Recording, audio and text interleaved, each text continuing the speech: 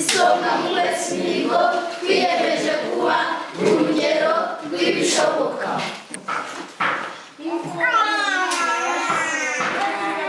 Urubyiruko cyane rusigaye rwishora mu biyobyabwenge. Rero bana namwe babyeyi kandi nababwira turwanye ibiyobyabwenge, tubihashye, duteze imbere imibereho yacu. Si ibiyobyabwenge ni umwanzi w'inzozi zacu. Niba ufite inzozi uzaba meya, niba uri mu biyobyabwenge urumva uzaba meya cyangwa uzabikira. Rero nababwira ngo tuvuge oya ku biyobyabwenge, yego ku burezi. Tuvuge oya ku biyobyabwenge, yego ku buzima. Sibyo? Ngari mumfashe dusubiramo ano masenga. Oya ku biyobyabwenge, yego ku burezi. Oya ku biyobyabwenge, yego ku buzima. Nanone kandi abana bakorerwa ihohoterwa, cyane cyane ihohoterwa rikorerwa mu rugo. Umubyeyi uzi ko avunisha umwana we, urumva ataba arimo arangiza iterambere ry'igihugu. Sibyo?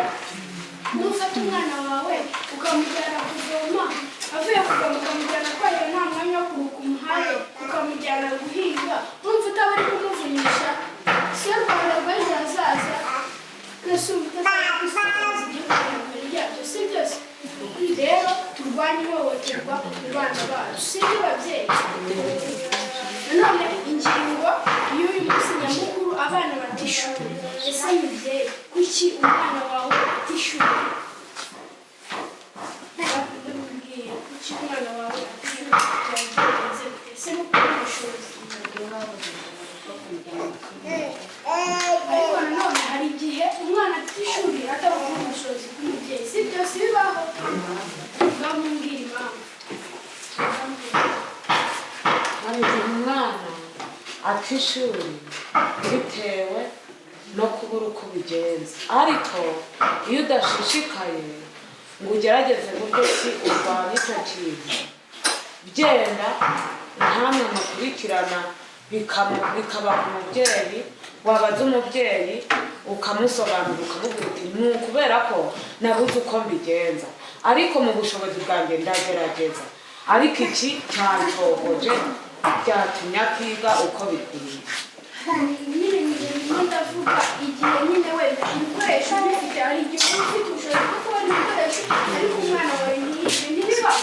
Bibaho bitewe no kumwikunda. No kumwikura. Ubwo se twavuga nk'aho utaba waramuhaye uburere cyangwa nyine niba ushatse kwigikira.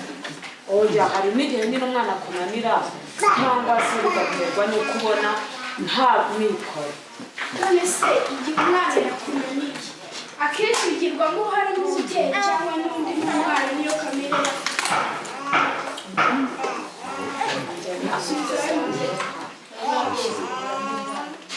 Mwumva ko mwebwe ababyeyi mubigiramo uruhare igihe umwana atiga ufite ibikoresho, mubigiramo uruhare cyose.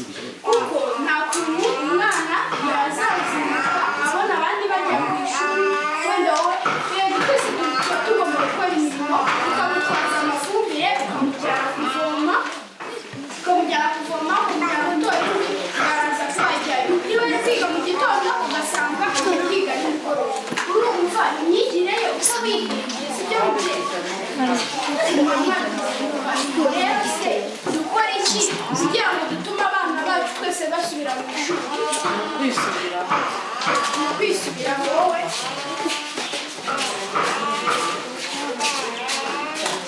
cyane rwose, ibyo byose bivuze. Agataho rero kuri izo ngingo twari tuvuzeho, reka mbabwire umuvugo muto ujyanye no kurwanya ibiyobyabwenge, gusubiza abana batishuri ku ishuri, ndetse no kurwanya irukinga kwitondera udakinisha abarushanwa ibiseburuso n'ibirimo n'abagenda bayigiraho. Ndi rubamba ntari sinijya bakomeye, aho urugamba rukora abaganga nsizi bituma bisiga bitora inkabakamwisha. Aho none atsinze biragoye igisi hasi igihe aramucyo ashaka no kugira no kugira ngo arashaka kwamamaza. Aho kuri bw'isoko n'ikidasisiza gisagara ikemba amahoro n'ituze, ndi urugero rw'ibishoboka. Umuvugo duharanire ejo heza. Mpagaze imbere yanyu njyewe Nyemerimana Shadia, umwana watojwe n'umuryango Isoko yo Kurema, uvuga mu izina ry'abana b'u Rwanda, uvuga mu izina ry'ejo hazaza. bitwica tutabizi, bitwambura icyizere n'inzozi zacu. Ku rubyiruko turavuga tuti turabyanze burundu. Ihohoterwa rikorerwa abana ni igisebo, ni igihombo gikomeye cyane ku gihugu cyacu. Abana ntidukwiye kubabazwa, abana ntidukwiye gusuzugurwa. Mureke twese tubihagarike, abayobozi n'ababyeyi bacu. Ishuri ni itara ritanga umurongo, twese dukangurira abana bacu kugana ishuri kuko niyo nyungu y'ejo hazaza. Mwana wasubiye inyuma, garuka twigane twese hamwe kuko igihugu cyacu gikeneye ubwenge bwa buri wese. None ndavuga nti imiryango idaharanira inyungu nk'isoko yo kurama ni igihe cyiza cyo gushyira imbaraga mu rubyiruko, kubatoza indangagaciro, kubarinda ibiyobyabwenge kandi kubabwira uburenganzira bwabo. Ndi Mwemerimana Shadia, ndi ijwi ry'abana bose, ndi ijwi ry'ubutwari, ndi ijwi ry'icyizere, ndi ijwi risaba ko dutsinda ibiyobyabwenge, dutsinda ubujiji ndetse dutsinda n'ihohoterwa. Murakoze.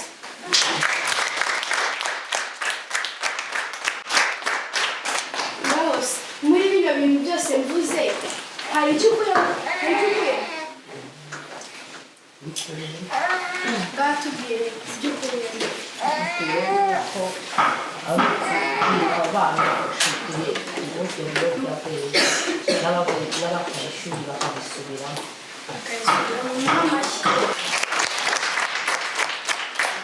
iyo wagize icyo yumvamo ntacyo mwumvisha tubwire. Numvisemo ngo ishuri ni itara ritanga umurongo. Ishuri ni itara ritanga umurongo. Twebwe abana twese turi hano twiyemeje ko tugomba kugana ishuri twese hano. Bwari nk'amashyi murasobanutse.